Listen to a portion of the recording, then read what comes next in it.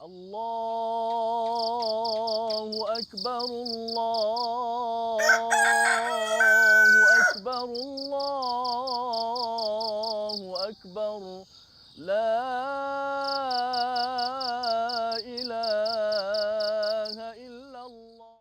Di pagi Syawal yang mulia, saat ramai bersalaman memohon ampun dan maaf, ada yang tetap setia di tempat bertugas.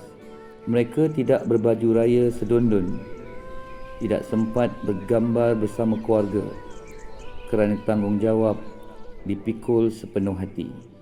Di bawah portfolio kerja raya pengangkutan infrastruktur dan komunikasi negeri Johor, mereka memastikan jalan selesa dilalui, pengangkutan bergerak lancar, jambatan kukuh berdiri, isyarat komunikasi terus menyambung suara rindu antara insan tersayang.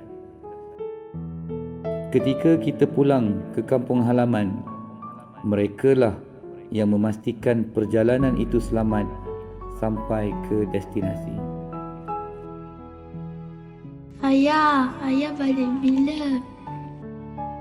Jawapannya mungkin bukan pagi ini, bukan juga tengah hari nanti, kerana tugas tidak mengenal cuti, tanggungjawab tidak memilih waktu.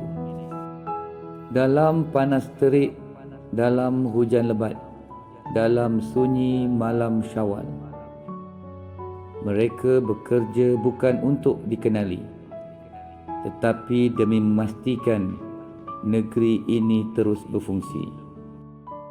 Johor terus bergerak kerana mereka berkhidmat sepenuh hati.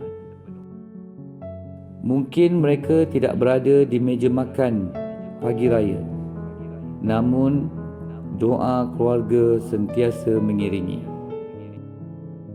Mungkin mereka tidak sempat memeluk ibu ayah, namun pengorbanan itu menjadi tanda kasih yang paling tulus.